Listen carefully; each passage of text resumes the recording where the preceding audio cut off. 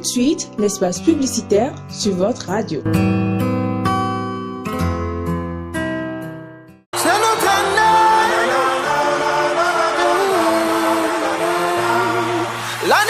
18 mois de convivialité et de bonheur. 18 mois de dur labeur et de collaboration. Prête-moi ta... Radio La Frontière organise le 7 décembre 2019 une réjouissance pique-nique sur Cotonou à Fidrocel. 4-4-2, c'est la tactique. 4-3-3, another tactic. Au programme, visite du centre commercial Super U Erevan, animation et prestations live à la plage Erevan, collation,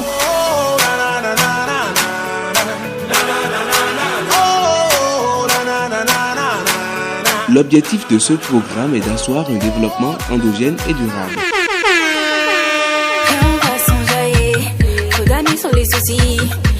Radio La Frontière, le développement et l'excellence.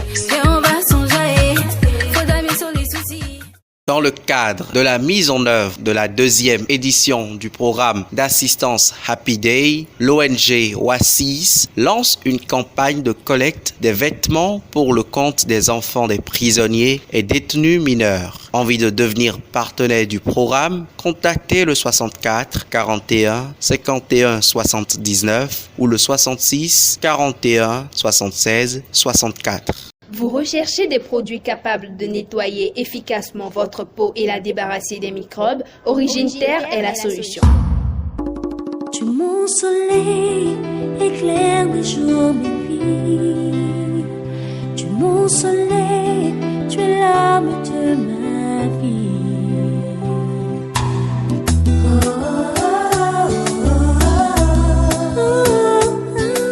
Origine Terre, votre marque de produits cosmétiques naturels faits au Bénin, s'engage à sublimer votre beauté avec des cosmétiques à base d'ingrédients botaniques et végétaux de la plus haute qualité. Mon soleil illumine mes jours, mes nuits. Origine Terre dispose d'une alternative naturelle et bio, pure, sensorielle, efficace, durable, qui sublime la peau sans la dépigmenter. Découvrez une variété de gammes de produits à Origine Terre. La lotion capillaire anti-chute, la gamme Cappuccino pour hommes, la gamme Lumière pour tout le monde et une sélection qui traite les dates. Quand nos regards se sont croisés la première fois, je reconnais, j'en fus troublé. Notre siège à Cotonou, première boutique à gauche dans la rue de la pharmacie de l'Étoile, vers l'Étoile Rouge. Mais jamais je ne pouvais imaginer. Pour tout renseignement, veuillez contacter plus 229 67 36 16 16 67 36 16 16 ou le www.origineterre.com www.origineterre.com.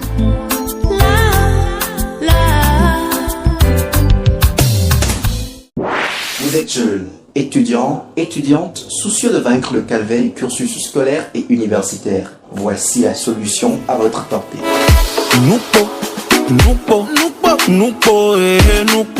ISEI Bénin, Institut scientifique d'entrepreneuriat et d'innovation. ISEI Bénin, spécialisé dans la formation professionnelle et pratique, vous offre des modules de formation vous donnant accès au marché de l'emploi. Métier de secrétaire médical, Technicien agricole et agrobusiness. Technicien en production animale, Management des ressources humaines, entrepreneuriat et gestion des projets. Commerce international. Les inscriptions se font tous les jours au siège de l'Institut, situé à Marikoji, devant le terrain de sport du campus ou derrière la SB2E.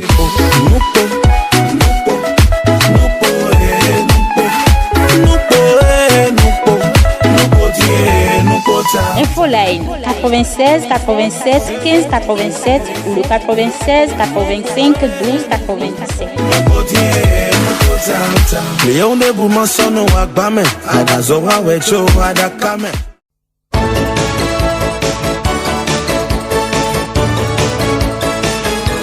Onde Femmes, votre émission féminine consacrée à la découverte des femmes battantes et à la valorisation des femmes en général. C'est tous les jeudis à partir de 16h sur Radio La Frontière. Femmes, parlons entre nous. Femmes, parlons entre nous. Unissons-nous pour le leadership féminin. Unissons-nous pour le leadership féminin.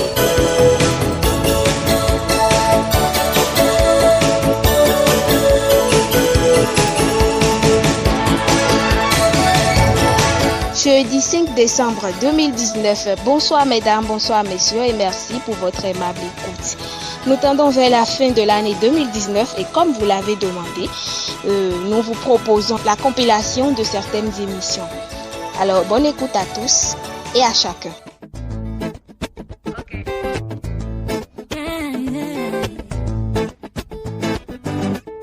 Battre une femme jusqu'à la mort, frapper une femme et la violer, exciser la fille et la blesser, stop aux violences sur la femme, oh non. Yo nous mai son betino basio vidona, yo nous mai faut pas non doser kukana, yo nous mai foi no babelo achaine. Si weni Nyonu mai zumentino basio viduna Nyonu manya fakpa no doze hukonai Nyonu manya foi no babe no chaine Nyonu onu si weni. Une dame est notre invitée de ce jour. Elle s'appelle Charlotte Ezebada. Elle œuvre pour l'épanouissement de la femme et surtout la représentativité de la femme ici à l'université. Elle est aussi promotrice du projet Café Femmes Leader et la chargée de partenariat et levée de fonds au sein de l'organisation Indeed Bénin. Elle est en gros une femme leader. Charlotte Ezebada, bonsoir. Adonis Rounon, bonsoir et merci déjà à vous de m'avoir invité sur votre plateau ce soir. Nous parlons justement de femmes leaders et c'est du leadership féminin qu'on veut parler avec vous ce soir. Alors, qu'est-ce que ça vous dit? Alors, d'abord, je prends le mot leader. Comme vous le savez sans doute, c'est quelqu'un, une personne qui sait diriger, qui sait conduire un groupe. Et lorsqu'on parle de leadership féminin, laissez-moi vous dire que cela n'est pas restreint au simple fait de pouvoir diriger une grande foule, de pouvoir parler, de se faire écouter par une grande foule. Donc le leadership féminin va au-delà du simple fait de pouvoir diriger, de pouvoir conduire, parler, se faire écouter par une grande foule, mais également c'est de pouvoir poser des actions, des actes concrets qui vont dans le sens de l'atteinte de vos objectifs personnels, de vos rêves, de l'accomplissement de vos rêves ou des objectifs de développement durable. En femme. Comment est-ce que vous avez pu commencer ce métier? C'est quelque chose qui intéresse nos auditeurs, nos auditeurs veulent écouter votre histoire, votre petite histoire. Si on n'exagère pas trop. Non, vous n'exagérez pas. J'ai commencé, je sais pas moi, avec mon téléphone comme j'ai dit tout à l'heure déjà. Mais j'étais encore au collège donc je ne pouvais pas déjà en faire une profession. Donc j'ai commencé doucement comme ça. Après mon bac, j'ai eu un appareil photo que mon frère m'a envoyé. Voilà, donc j'ai commencé à m'entraîner à la maison, à faire des photos de tout ce que je voyais. Voilà un peu. Donc quelques mois après ça, j'ai eu un coach pour me suivre, qui me canalisait, qui m'apprenait, m'indiquait ce qu'il faut faire, ce qu'il fallait corriger. Et peu à peu, je me suis perfectionnée. Donc voilà un peu. Ça veut dire que vous n'avez pas été apprendre ce métier quelque part? Non, j'ai pas appris ce métier quelque part. J'avais commencé la photographie avant de m'inscrire à l'université. Mais à l'université, je fais le cadrage parce que il n'y a pas d'école de photographie au Bénin, école de photographie uniquement. Donc j'ai commencé la photographie avant de commencer l'université. En femme. Alors le monde des médias, est-ce une passion pour vous? Vous y êtes pas contrainte? Un peu des deux. Un peu des deux. Quand je vais vous expliquer, vous allez peut-être comprendre. Le monde des médias, pour moi, n'a jamais été un monde de rêve. Enfant, j'ai toujours été dans la dynamique de Teslanik, c'est-à-dire pédiatre. Je serais dans un blouson blanc. Parce que quand j'étais enfant, autour de 7-8 ans, j'ai fait une angine grave où je me suis retrouvée à l'hôpital. J'ai dû être opérée de cette angine-là. Et c'était une jeune dame qui était ma pédiatre et qui m'a suivie. C'était pas elle la chirurgienne, c'était plutôt un homme. Mais quand je suis sortie du bloc opératoire, entre mes 7 ou 8 ans, je crois, c'était cette jeune dame-là qui m'a suivie tout au long de mon traitement, de mon séjour à l'hôpital où j'ai passé quelques semaines. Et sa façon d'être avec moi, toute l'attention et sa jeunesse surtout m'ont inspiré de vouloir être une pédiatre aussi. Mais ironie du sort, brillante que j'étais à l'école, bon, pas pour mentir, pour de vrai, brillante, sinon moyenne élève que j'étais, il y a eu plus brillant que moi, il continue d'en avoir d'ailleurs, et j'ai eu mon baccalauréat, mais avec la mention passable. Je n'étais pas assez ma moyenne n'était pas assez pour que je puisse aller dans une école de médecine, et mes parents voulaient quand même m'aider à réaliser mon rêve d'entrer dans le domaine de la santé. Mon père, il a mis les moyens à disposition pour que je puisse aller à la faculté de Parakou, où on nous a fait comprendre que même si je n'étais pas boursière, je pouvais y aller à titre payant si c'était ma passion et que je prouvais véritablement que je pouvais tenir dans ce domaine-là. Mais enfin, le malheur ne vient jamais seul. Le jour où je suis allée déposer mon dossier, la dame que j'ai rencontrée au secrétariat de la faculté m'a dit tu n'as aucune chance. Elle m'a laissé payer les frais d'inscription et tout. Et elle me dit, tu n'as vraiment aucune chance d'être retenue. N'y compte pas vraiment parce que tu es trop loin du compte. Quand je suis sortie, je me suis dit, elle se foutait de moi ou quoi? Ben, j'avais déjà payé, plus moyen de revenir en arrière. Mais ça m'avait déjà cassé un coup. Quand je suis revenue, j'ai dit à mes parents, mon père m'a dit, bon, autant chercher une autre issue pour y arriver. Et il m'a proposé de m'inscrire justement à l'INMES. Et à défaut d'être pédiatre, j'aurais pu devenir sage-femme ou infirmière, où je serais tout de même dans le secteur qui m'a toujours plu. Et le jour où je suis encore allée déposer mon dossier pour ça, parce qu'il faut passer un concours d'entrée, j'ai mal déposé le dossier. J'ai plutôt déposé le dossier du côté des écoles, les autres écoles qui nous accueillent et pour lesquelles on n'a pas besoin de tests. Mais j'ai pas retiré la fiche pour les écoles où il faut passer le test. Et la liste pour ceux qui devaient passer le test à l'INMES est sortie et mon nom n'était même pas dedans. Très drôle. Et c'est pourquoi aujourd'hui je l'appelle comme l'ironie du sort, parce que je crois que la vie a tout fait pour me ramener là où je devais être. Entre femmes. Quand vous donnez les formations, est-ce que les femmes arrivent vraiment à s'accepter? Oui, j'ai tel droit. Devant le public, oui, j'ai tel droit, je peux faire telle chose. Comment arrivez-vous à détecter si ces femmes, si la formation que vous donnez porte ses fruits? Exactement. Ça me rappelle une formation, une séance de communication, je vais dire, au CEG Ayou, il y a quelques mois, au collège Ayou.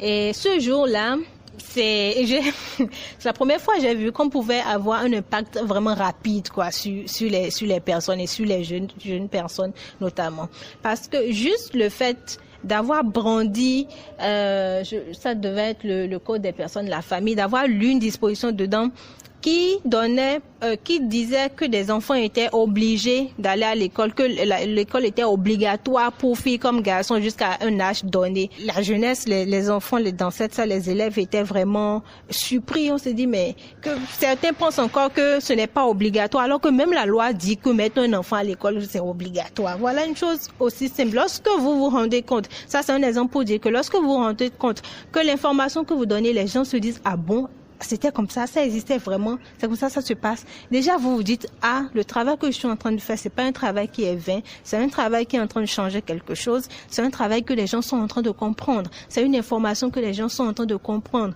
Et je leur dis toujours, passez l'information autour de vous. Aujourd'hui, vous êtes des ambassadeurs de vos familles. Passez l'information pour que le changement soit vraiment global. Nous ne pouvons pas atteindre aussi nombreux que nous soyons les activistes. Quand je dis activisme, c'est tout, que ce soit les activistes sur les réseaux sociaux, dans la communauté, que les artistes et tout. Toutes ces personnes ne pourront vraiment pas changer les choses en un coup. On a forcément besoin des relais. Et ces relais-là, c'est ceux que nous formons, c'est ceux à qui nous nous adressons, c'est ceux qui sont touchés par l'information. Et l'impact, il est petit, il est tout petit progressivement, mais on espère quand même que l'impact soit grand et que les gens comprennent que nous avons tous le même droit et surtout que nous avons le droit de bien vivre, de vivre épanoui. Entre femmes. Les débuts de votre métier n'ont pas été aussi difficiles pour vous. Vous n'avez pas eu de problème quand vous avez démarré. Comment ça a été? Le problème, c'était beaucoup plus au niveau un peu de mes parents qui n'étaient pas vraiment pour, parce que c'était le début. Donc, ils n'avaient pas encore rendu, ils se demandaient est-ce que c'est un métier qui pouvait vraiment donner. Voilà un peu. Mais à part ça, il y a eu le fait que j'ai pas eu assez tôt quelqu'un pour m'encadrer, me dire ce qu'il fallait faire ou pas. Voilà, c'est venu un peu après avec des amis, ceux qui étaient déjà dans la photographie, et il y a mon coach après. Même si, bon, c'est pas des gens qui veulent forcément aider, on te dit juste fais ci, mais après on te dit pas comment il faut le faire, donc c'est juste un peu ça, les difficultés. Et le manque de confiance, parce qu'on se dit c'est une femme, est-ce qu'elle pourra y arriver, est-ce qu'elle peut vraiment exceller dans ce métier-là? Entre femmes. Jusqu'à la rentrée académique, cette année-là, en 2012, je n'étais pas inscrite dans une école, j'étais à la maison et ma mère me sort le truc du tu vas rester à la maison, manger, faire la lessive, dormir, te laver, te lever, regarder la télé, c'est fini. Donc tu sors de ma maison et si tu ne retrouves pas l'école que tu veux faire avant de revenir, tu ne dors pas ici ce soir. Et je n'ai même pas écouté parce que j'étais un peu peinée de pas pouvoir entrer dans le secteur qui me plaisait. Ma mère ensuite est allée, je viens d'une famille chrétienne fervente, ma mère est allée à l'église, elle revient, elle me dit Tesla, je sais ce que tu vas faire. Je lui dis, tu me sors pas un truc louche, hein. Elle me dit non, je pense que tu devrais faire du journalisme. J'ai dit, attends, quand il y a des invités à la maison, moi je peux même pas sortir pour leur dire bonjour. Et tu veux que je fasse du journalisme ou je sens parler devant le monde entier? Elle me dit non. Tu sais que j'ai toujours eu une passion pour les médias. Ma mère, c'est vrai, elle est passionnée de la parole, je vais dire. Et si elle avait été, comme j'aime lui dire, un peu plus à l'école, c'est sûr qu'elle aurait été mon modèle de journaliste. Parce que quand elle prend la parole, je suis à l'aise, je me plais à l'écouter. Et c'est mon tout premier modèle dans ma vie. Quand elle me l'a dit, on est sorti le lendemain, on est allé prendre des renseignements et les écoles de journalisme sont trop chères au Bénin. Mais quand je suis revenue à la maison, mon père croyait tellement au potentiel que je pouvais offrir. Il me disait, je sais que ça ne te plaît pas forcément, tu peux quand même essayer. Mais à défaut, la condition c'était à défaut de faire le journalisme comme ta mère t'a dit, tu vas t'inscrire en anglais, tu vas devenir professeur d'anglais dans les écoles et tout, et tu dois te réveiller à 4 heures pour aller au campus. J'avais peur, donc j'ai finalement opté pour l'université. Ils se sont engagés avec moi, ils m'ont accompagné jusqu'au bout. La rédaction de Radio La Frontière et toute l'équipe de réalisation de cette émission, sans oublier la complicité de Jean-Paul Hucolo, je veux bien dire mon compagnon de tous les jours, vous remercie pour l'attention. Devant ce micro, vous le savez si bien, je suis Adonis Roulon.